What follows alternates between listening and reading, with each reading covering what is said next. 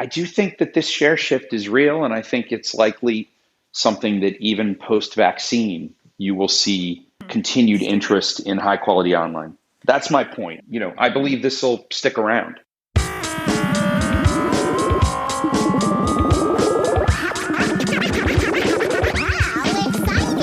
Hello everyone and welcome to the EdTech podcast. My name is Sophie Bailey and our mission is to improve the dialogue between ed and tech for better innovation and impact.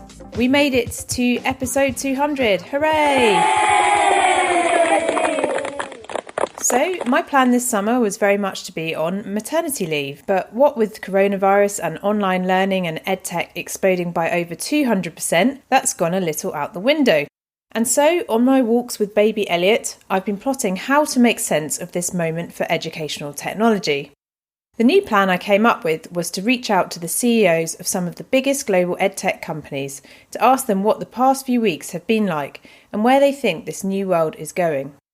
In the first of these new conversations, I speak to the CEO of 2U, Chip Paucek. We talk about why the university campus isn't going to disappear anytime soon, what makes high-quality remote learning, and what it's like to experience the highs and lows of being an EdTech CEO and entrepreneur. As every leader knows, along with ambitious goal setting also comes pressure, or, as Stormzy and Shakespeare say, heavy lies the crown.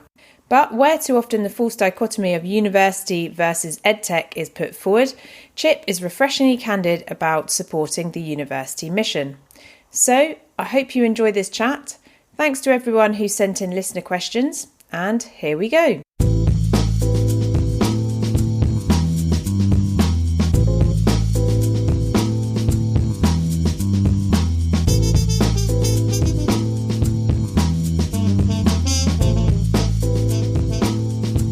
Hello everyone. Today I'm joined by Christopher Chip Paucek, CEO of 2U. Put simply, 2U have been one of the leading forces in getting universities online. Or if you want to put them in a box, think online program management, which has an estimated market segment value of $7 billion. In May 2012, Forbes named 2U as one of the 10 startups changing the world. In 2014, Inc. magazine named 2U one of 10 tech companies helping humanity. And in 2016, 2U was listed as a most innovative company by Fast Company.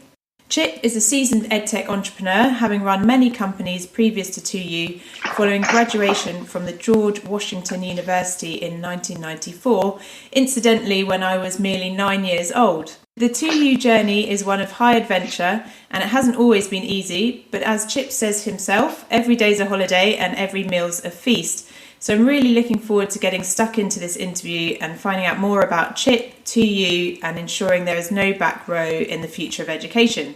So hello, Chip Paucek. My first question to you is, how has 2020 been for you so far? Well, first, what an intro. I loved it. So 2020 has been one of the most unusual years that I certainly have seen in my career. It's been crazy. I would say COVID is something that certainly none of us really could have prepared for, and has created a tremendous amount of disruption in higher ed. And for us as a company, we're doing everything we can to provide the greatest sort of structure and capabilities to our university partners. But Sophie, I mean, I've never seen anything like it. So we've probably talked to more provosts and presidents over the last couple of months than we had in our previous 12 years. I mean, it's been very intense. Yeah, I mean, that was one of my questions later on, actually, so we might as well jump in now. But in the early days of sort of the lockdown or whatever, however you're experiencing this crisis, what were some of the conversations you were having with universities and, on the other side of the business in sort of corporate training, CEOs as well, so the corporates? Well, I would say right out of the gate, like at the very beginning, no one really knew what was going to happen. And so we had to do some rather urgent things just to be ready for a fully online environment. So yes, you're correct. For 12 years, we've taken schools online. We've proven you can do that and be really effective. And I'm sure we'll talk about that in a moment. But we also had a pretty substantial physical component to our business, and we had to move all of that online. So all of our boot camps, the majority of our boot camps were actually physical boot camps, and we had to very quickly move them online. And that took us, about 5 days just to get them really up and running online, which we were very proud of at the time. And so the early days were just like everyone else, trying to figure out exactly inside each part of the business what needed to be done to provide continuity to our partners. And then I'd say in the first couple of weeks of the original lockdown, you saw different parts of the business react differently. And over time, what's happened, over the last, let's say, 3 months, each of the businesses has continued to get better and better. Mm-hmm. So with one exception, maybe the enterprise component, where we're selling products to the enterprise, that has slowed a little bit, but the consumer product has done so well, and enterprise is a very small part of our business. So I would presume that you'll see others in the enterprise field.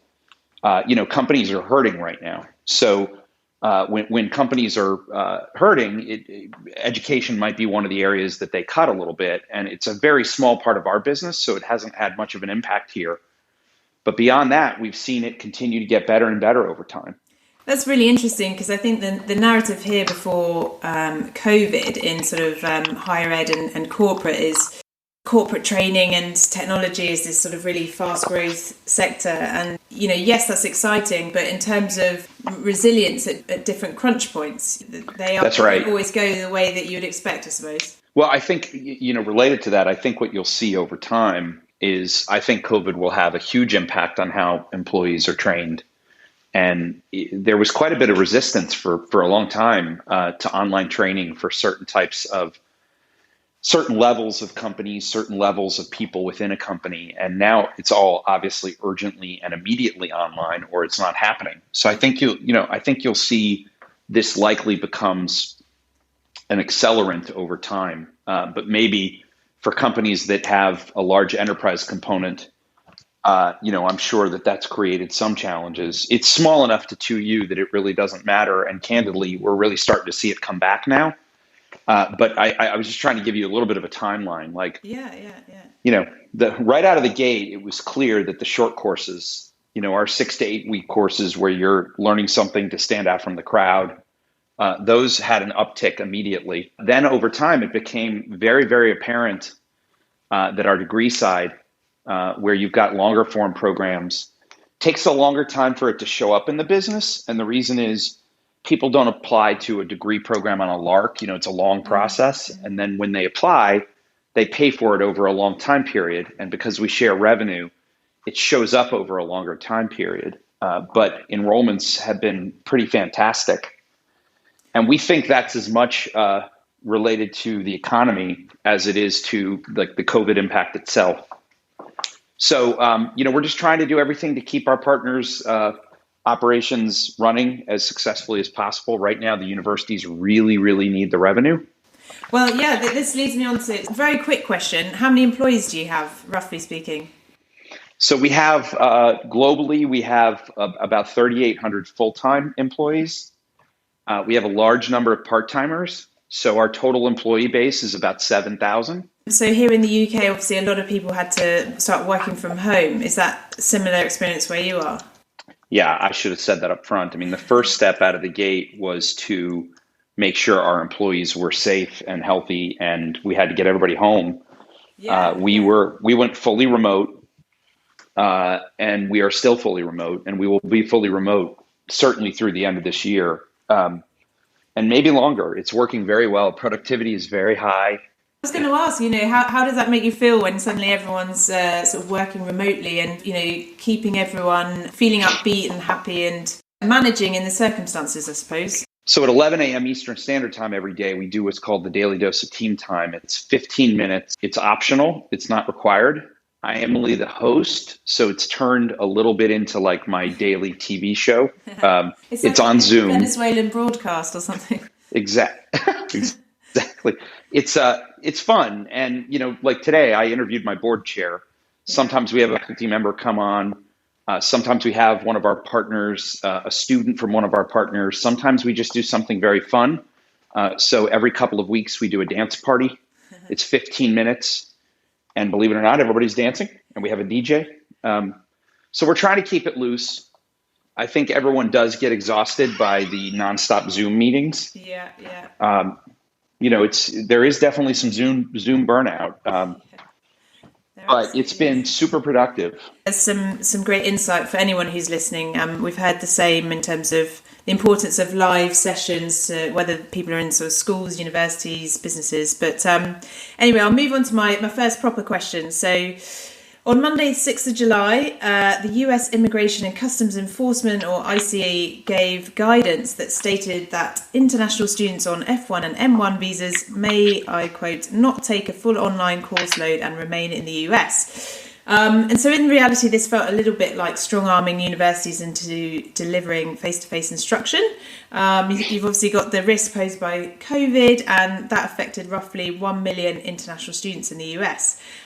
Bringing us up to date a bit more, recently, on the 14th of July, the ICE directive was rescinded following a lawsuit posed by Harvard and MIT. So the question is, what do you make of this situation and what it says about the issue of value and quality in higher education? So whether that's face-to-face or online. Well, I mean, before it was rescinded, before the lawsuit, I really thought it was just a terrible call. Bad for America, bad for the students, bad for the universities. American higher education has been an incredible export.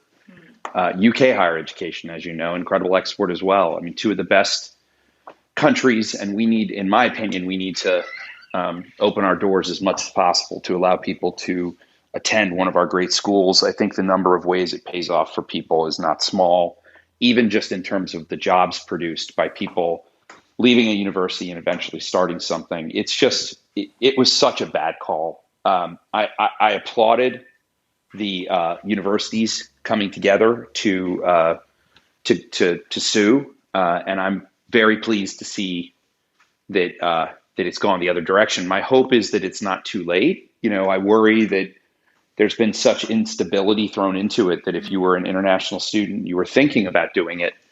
Right now, Canada looks a lot more appealing. Right, yeah. And so, we'll see if that's the case, but a large number of our partners and a large number of universities really do rely on a sizable population of international students. Now, to be clear, it's actually a really small part of 2U's business. And the reason is one of the things we often say is, why should you pick up your life, quit your job, and move to attend a graduate program if you can get everything you were going to get from the online program, but you can stay in your local area?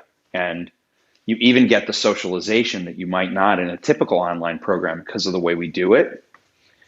Well, that value prop historically hasn't worked as well for international students, because typically many of them want to come into the country to experience being firsthand, someone in Boston or in New York or in California or Florida or wherever they are.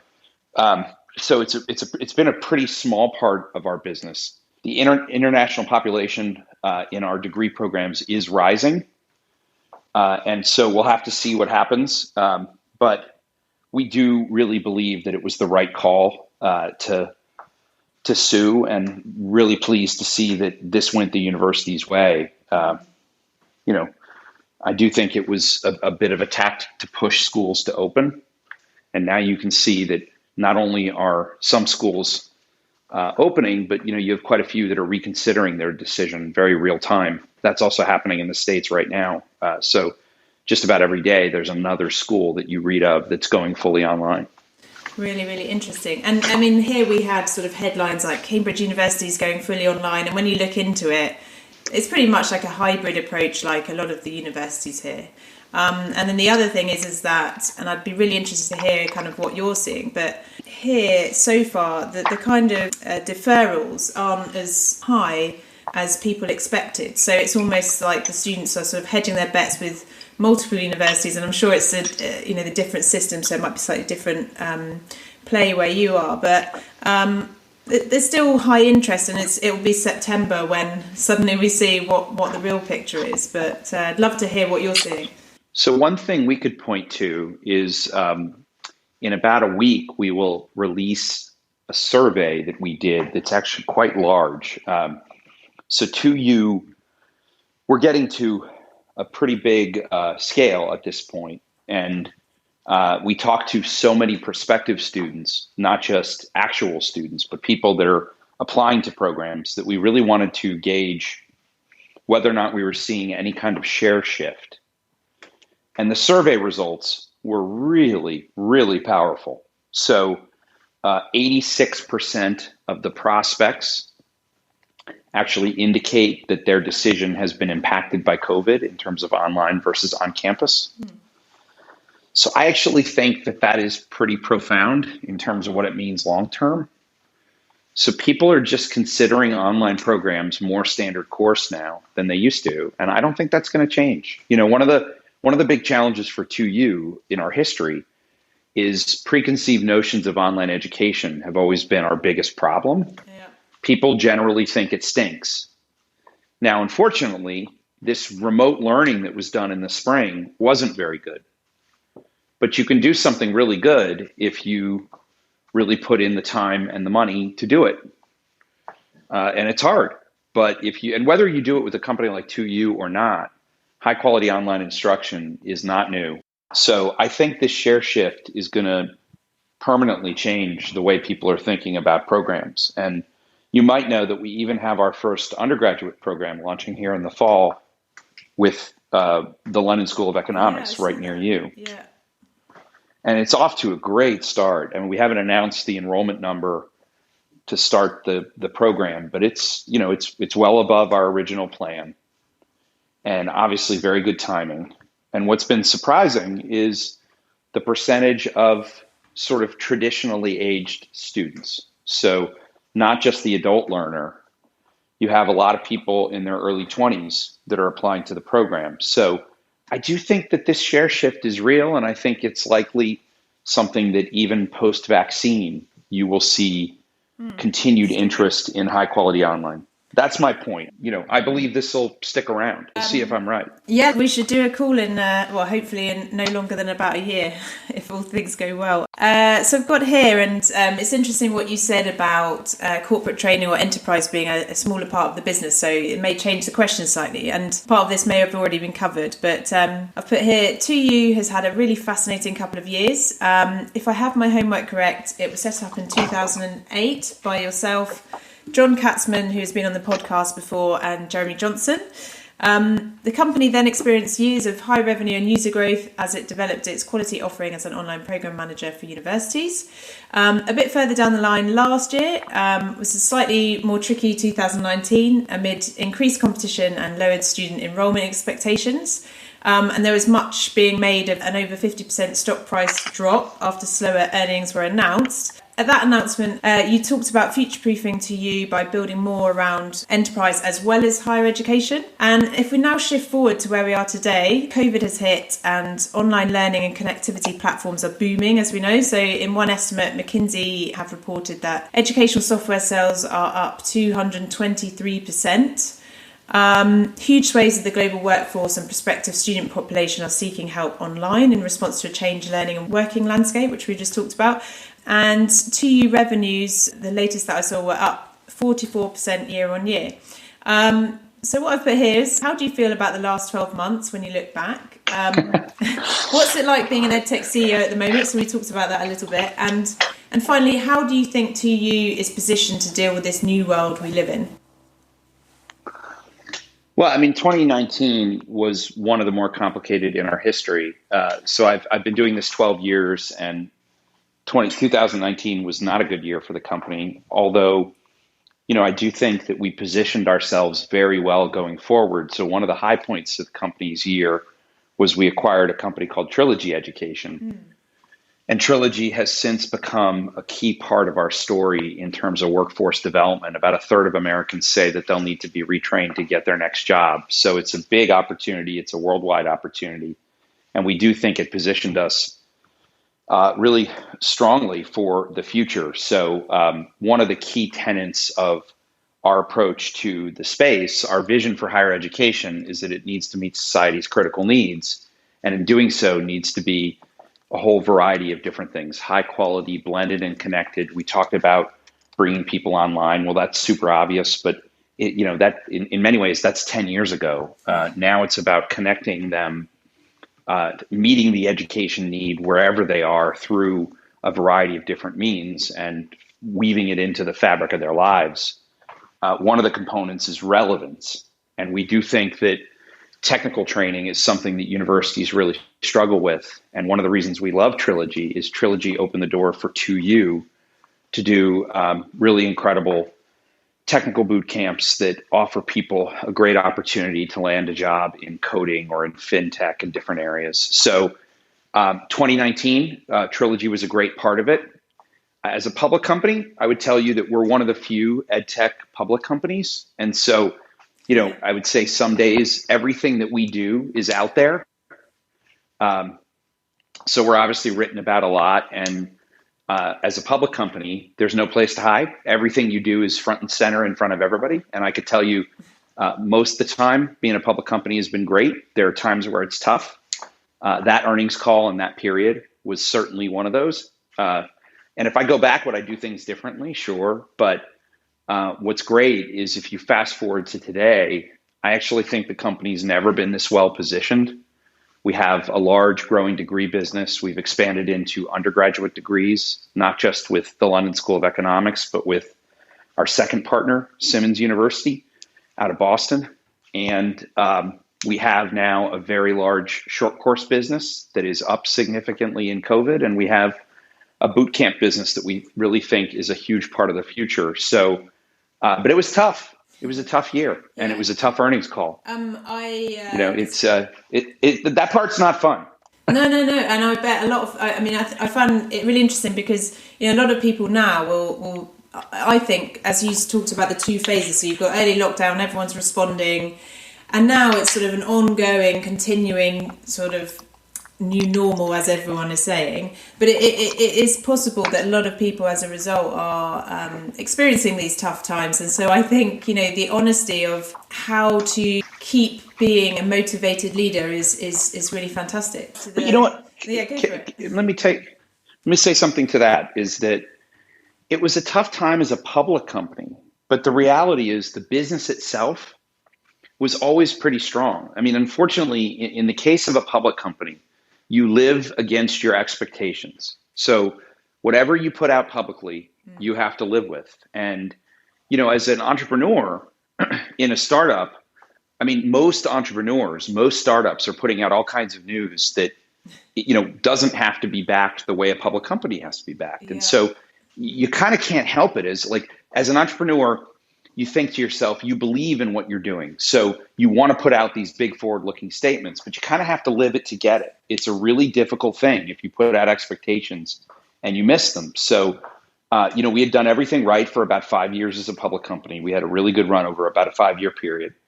And unfortunately, 2019 as a public company was a really tough year. And we own it. I own it. I learned a lot about what I would do different. But really the business itself, and what kept me as the leader going, is the life-changing outcomes for the students. The partner set is doing very well. In general, our partners are very happy. We still haven't lost a single degree program. And, we're changing the world. So we just had to stay at it. But when you live it that publicly, for about a month, I couldn't go anywhere without everybody asking me about the stock price. Everywhere, anywhere you go. So was that fun? No. And, my father said to me a long time ago, you're not as smart as they think you are on your best day, and you're not as dumb as they think you are on your worst day. Well, that was certainly relevant. I love the point about Trilogy because, I've been interviewing universities recently, and I think a lot of them, how they're responding to perhaps a changed value proposition is, thinking about how they can make the career education more robust. And so I would imagine conversations around that part of the business people are more intrigued, I would think, now. No doubt. Trilogy offers incredibly high quality, accessible and affordable programs that teach people tech skills. And, it's critical for people to be able to actually sort of move forward the reskilling of the world. And what's pretty wild is 46% of the students are people of color. We recently announced a $3 million scholarship program for people of color in that particular part of our business. So it's something that is very timely. We need more of it, not less. And we do think that you're talking about an opportunity for a university to stay central to a student's life. Well, you can't do that without technical training. And Trilogy had done a really great job building this business, and now it's a core part of the fabric of 2U. So talk of the scholarship, that brings me on to my next question, which is how is 2U responding to complex circumstances through pricing? Sure. I mean, we do think that scale is going to allow us to really help bend the cost curve back. And you can see that in some of our programs. So Simmons University in Boston announced a 14% price decrease for its graduate nursing programs. And 14%, it's pretty considerable. And what was cool is not just the online program, but also the campus program. And that is purely because of the scale that we're bringing to the table for them.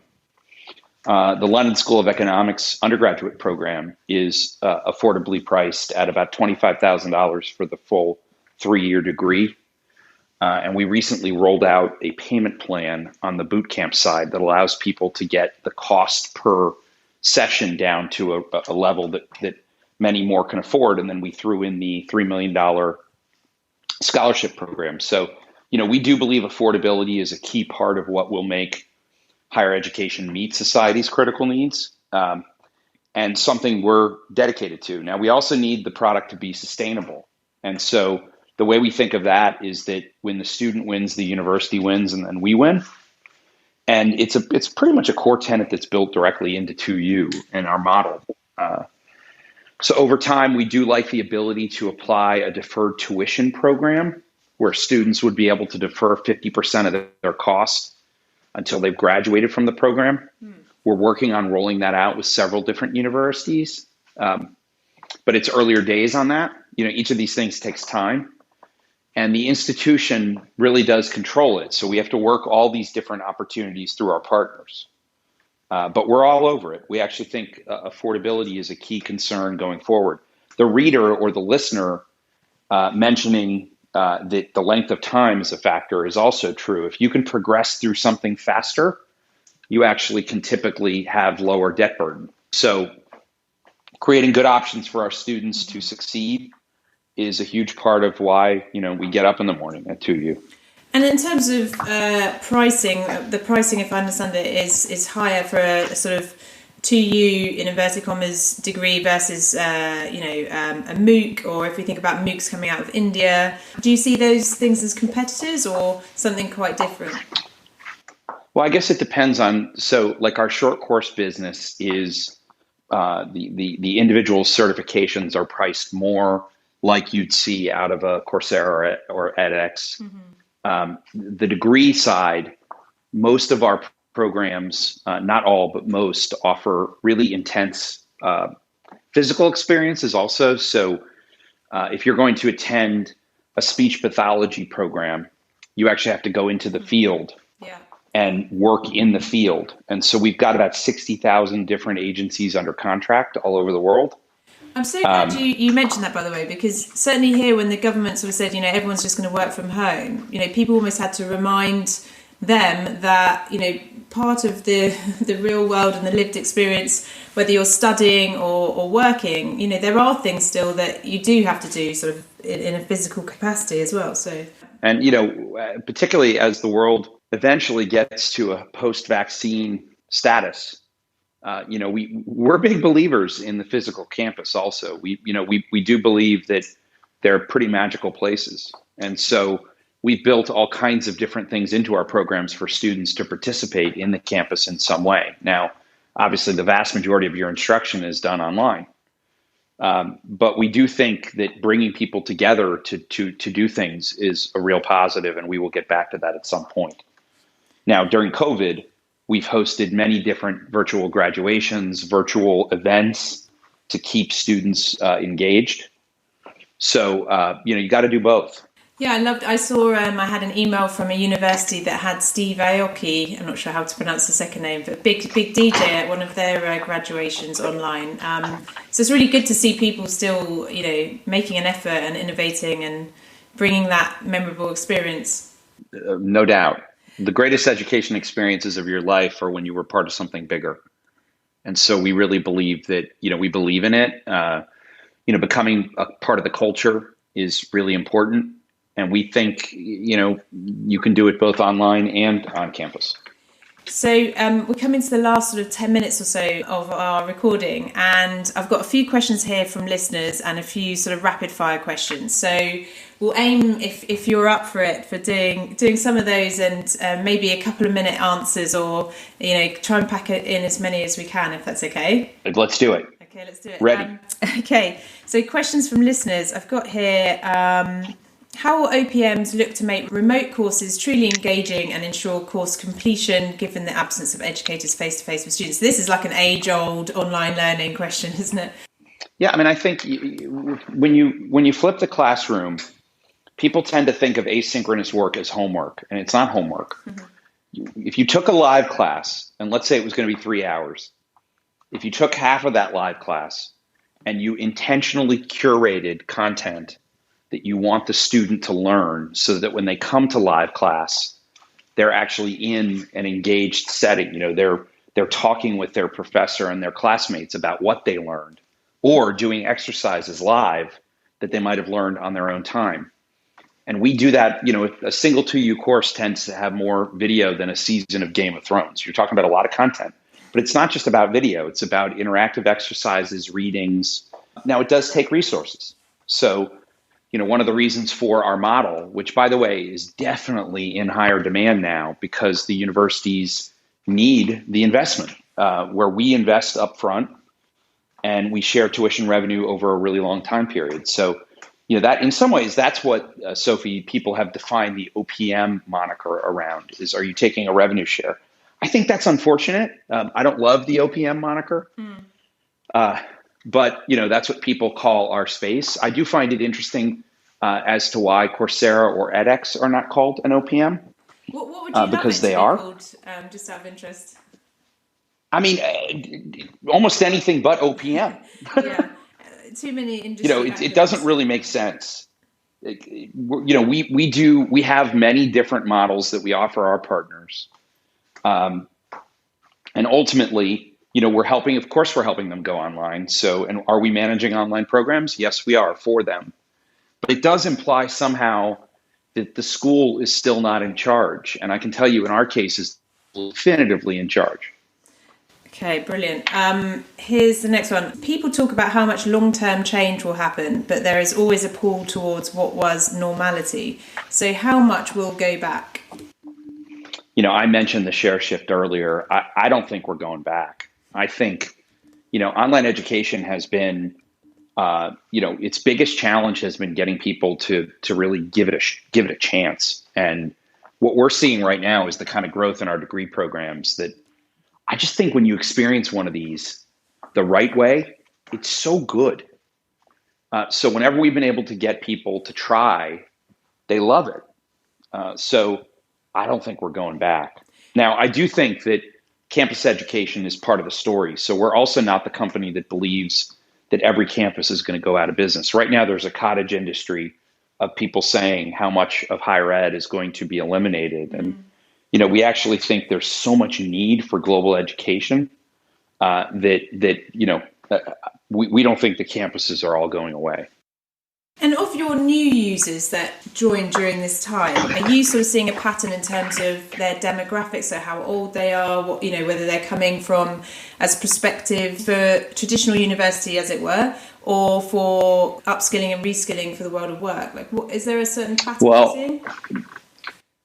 What I would say is the bulk of our business, because of what we've historically focused on, is graduate programs. Mm-hmm. And then when you add in the boot camps and the short courses, the vast majority of people that we target with our programs are in their 30s or above.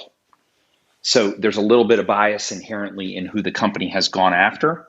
What I think has been interesting is in the one undergraduate program we're running today, we are seeing a larger number of people in their 20s than we expected. Interesting. So I do think that shows that the current generation that is going to be attracted to higher education is going to want online options. Okay, so we're going to move to some rapid fire questions just to wrap up. So what's your philosophy of life, or what mantra do you live by? Well, you kind of teased it at the beginning. So my favorite line is every day's a holiday, every meal's a feast. And unfortunately, we tend to have to be reminded of it too often by something tragic. It shouldn't be that something tragic happens in your life and then you really realize how great every day is and how blessed we are to be on this planet every day. And, I try my best to remind myself of that when I get up in the morning. And it's hard because you get caught up in whatever it is that you're dealing with in your life. But, every day is a holiday and every meal is a feast. I love that. I totally relate to the point about, it coming from a tragedy can sometimes remind you, but yeah, you've got to keep that in mind. Okay, here's a cheeky question. Why is it that people who are setting up alternative higher education offerings always have a degree from a really good university? Well, I mean, that's an easy one for us because we support the really good universities. Like I got a Pell Grant to attend my school. I had never been out of Florida. Well, sorry, I'd been out of Florida twice. University completely changed my life. So for us, even our alternative education is done through great universities. And actually, I would even say even more cheeky to that person, even more cheeky would be that, I actually think many of the people that are starting an alternative ed company are not being directly honest with themselves that they had a great experience at their university. Like the whole notion of dropping out to start something is a terrible idea. Love that. Okay. Well, I've done this one really. I put, like any leader, you've experienced highs and lows. What advice would you give to anyone listening in to sustain their energy? So we've kind of done that one. What are you missing right now in these current circumstances? So what permanent change would you like to see as a result of what's happening, and what are you missing? I'd love to go to a pub with my team. A virtual happy hour is fun, but, I think we all are missing one another right now. Physical interaction is going to be really, really welcome when we can get there. So the team component of that, you can do a ton online, but it would be great to have a beer. Mm-hmm. Yeah, our pubs have opened here, but it's still not quite the same. But always a beer in the pub. You're very welcome to a British pub whenever you come back next time. Thank you. I'll take you up on that. Right, last two questions then. We try and keep positive on this podcast. As such, what's the most heartening big idea you've seen come out of the pandemic? So obviously there's massive sort of paradigm shifts going on, and just interested to know, which big ideas you're kind of inspired by at the moment. I guess I would say, I think you're seeing people in a grassroots manner really try to identify opportunities for them to improve themselves. One of the reasons you've seen this explosion in online learning is you're seeing that happen. I do worry about what it means for people without the access, and I'm terribly concerned that this is going to exacerbate the inequities in our world. But you asked me a positive question and I gave you a negative answer. So I'm trying my best to focus on the positive, which is, there are great opportunities for people to reskill themselves. We just have to make sure we don't leave people behind. Yeah. But you're a true entrepreneur, so you're looking at, which things can I make better? So that's good. And the final question. So what's the best thing you've heard or read during the crisis, and what would your message be for students? So I guess there's a lot of talk about sort of the class of 2020 and, what their opportunities are or how difficult the world may be that they're sort of going into, as it were. So what would your message be to them? I mean, this is really old school, but I just read Watership Down. Yeah, I love it. Yeah. And I love it. And I love the adventure, and I love the sort of notion of, I also find it funny that it's about rabbits, but this sort of the spirit and really going for it. I would say to the entrepreneurs out there, that go for the big idea. Like the world needs people tackling big ideas. 2U was a really big idea and it was a small team, and people thought we were crazy. And honestly, today it seems obvious, but it wasn't obvious at all. So for the entrepreneurs listening, don't let the skeptic win.